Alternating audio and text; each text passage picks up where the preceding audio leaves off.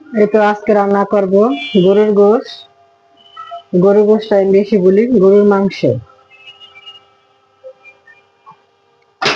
গরুর গোশটা নিয়েছি, হাতে মাখিয়ে রান্না করবো আজকে।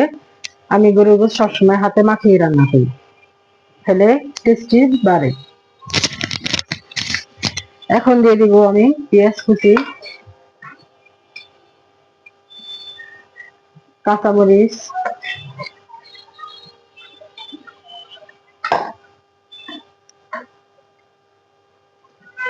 এলাচ, দারচিনি, এক একে মশলাগুলো দিয়ে দিব। আর এটা আমি গোশটা কষানো হয়ে গেছে, 10 মিনিট গোশটা কষাইছি। গোশটা যত কষাইবেন তত ভালো লাগবে। দেখুন কত সুন্দর হয়েছে, দেখুন কালারটা। এখন আমি দিয়ে দিব আলু। আলুগুলো কেটে রেখেছি, একটু আলু দিয়ে একটু কষিয়ে পানি দিয়ে দিব।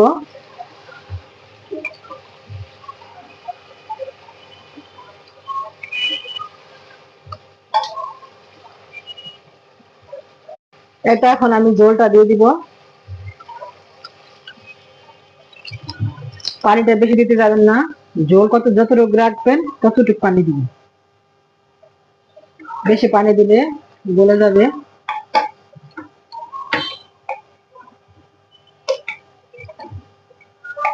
আমার আর একটু পানি লাগবে।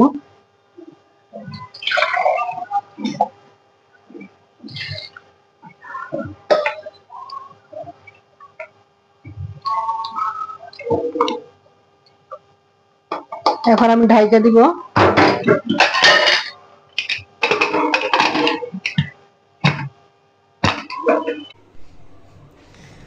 এই তো আমার গরুর গোশটা হয়ে গেছে। ওয়াও, মাশাল্লাহ, কত সুন্দর হয়েছে, লোভনীয়। দেখুন, এখন পরিবেশন করে দেখাবো।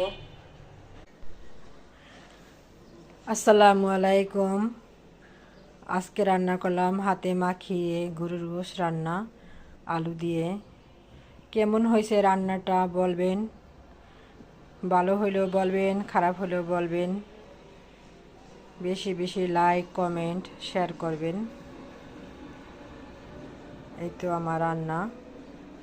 যত বেশি কমেন্ট, গঠনমূলক কমেন্ট করবেন, তত বেশি ফলোয়ার্স, এনগেজমেন্ট বাড়বে। সবাই সবার পাশে থাকবেন, সবার জন্য দোয়া রইল। এই তো আমার রান্না, কেমন হয়েছে বলবেন।